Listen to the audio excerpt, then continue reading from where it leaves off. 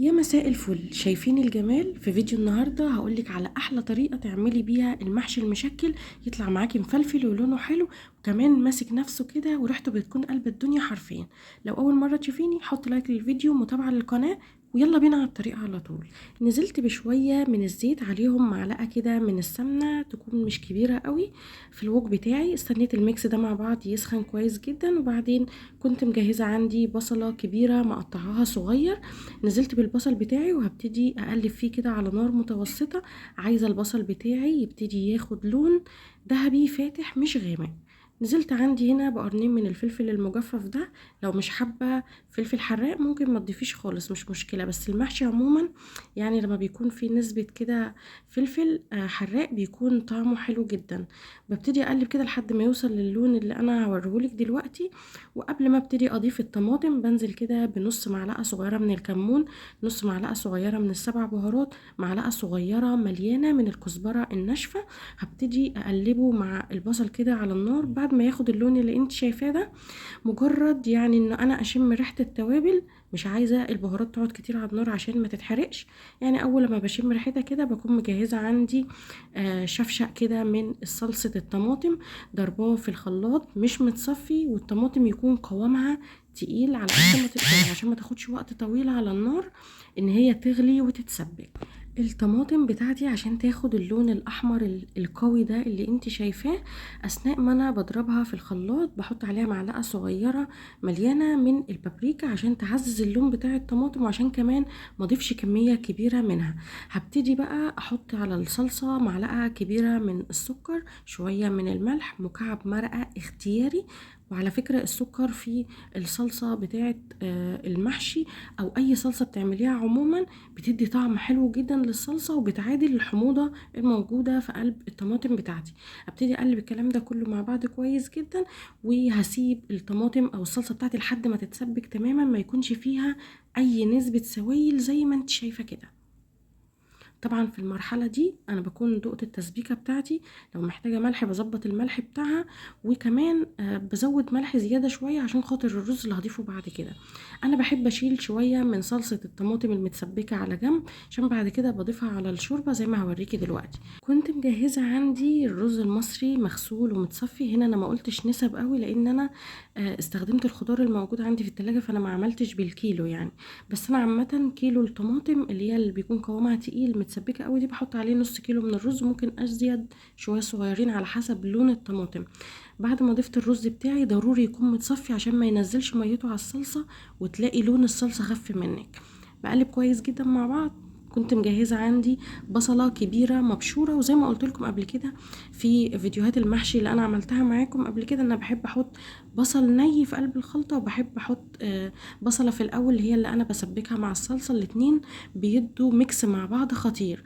وطبعا الخضره بتاعتي حزمه كبيره من البقدونس، حزمه كبيره من الشبت، وحزمه كبيره من الكزبره الخضراء. بغسلهم كويس جدا، بقطعهم صغير، بضيفهم على خلطه المحشي زي ما انت شايفه.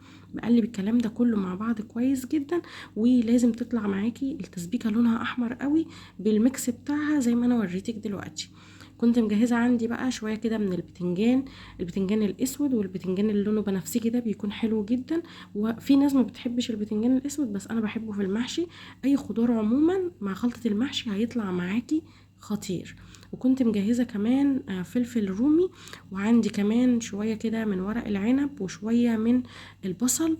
البصل الابيض بسلقه كده حوالي دقيقتين في ميه سخنه على النار، وبعد كده بطلعه بشطفه كويس جدا، وبفك كده القشرة او الطبقة الخارجية بتاعت البصل زي ما انت شفتي كده. ابتدي اول حاجة بقى احشي شوية كده من ورق العنب بتاعي. على فكرة الورق العنب ده انا كنت مخزناه عندي، بخزنه زي ما هو ورق، ما بسلقهوش وبعد كده اشيله في الفريزر وبعد كده استخدمه، لا، انا بشيله في بلاستيك راب شوية كده على قد الكمية اللي انا هعملها. كل شوية بغلفها لوحدها كده ببلاستيك راب، وبطلع على قد الكمية اللي انا عايزة استخدمها. ولما بطلعه في مية سخنة كده على النار، اول لما المية تغلي بفك البلاستيك راب من على الورق ورق العنب بتاعي، وبعدين بنزله في قلب المية اللي بتغلي. يعني بياخد اقل من دقيقتين، دقيقة ونص مثلا، بيكون عندك ورق العنب اتسلق وما بيتهريش منك تماما.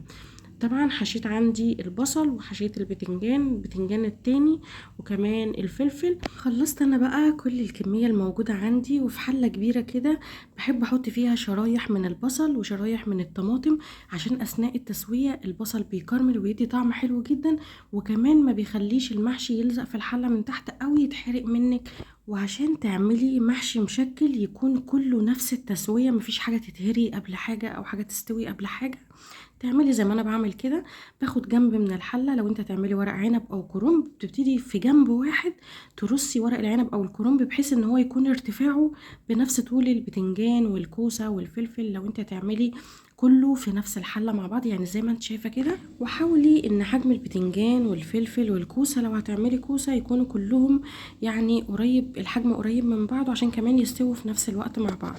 نيجي بقى للشوربه. عندي هنا شوربه مركزه، على قد ما تقدري تكون طعمها حلو جدا، عشان ده بيدي طعم حلو جدا كمان للمحشي مع الخلطة اللي احنا عملناها.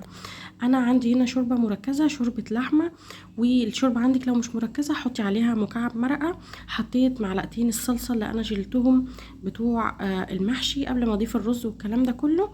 وحطيت كمان معلقتين كبار من دبس الرمان، بيدي طعم حلو جدا للشوربة بتاعتي، وبيدي طعم حلو جدا للمحشي. والميكس ده انا بعمله في اي محشي انا بعمله، سواء بقى ورق عنب او بتنجان او محشي مشكل زي ما احنا عاملين، او حتى كرنب، بيبقى حلو جدا. حطيت الشوربه بتاعتي توصل لنص الحله بس، لان الخضار بينزل ميته اثناء التسويه. بعد كده رفعت الحله بتاعتي على النار درجه حراره متوسطه، بسيب الحله تغلي زي ما انت شايفه كده مكشوفه اول 10 دقايق.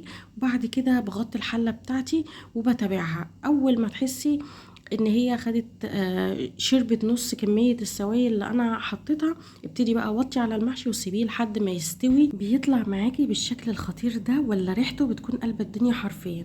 عايزه اقولك ان المحشي كله بيستوي زي بعض، حتى الفلفل، مع ان الفلفل ما بياخدش تسويه كتير، بس لو عملتيه بنفس الطريقه هيطلع معاكي متماسك ومستوي جدا، كلهم مستويين يعني نفس درجه التسويه، مش هتلاقي حاجه اتهرت منك.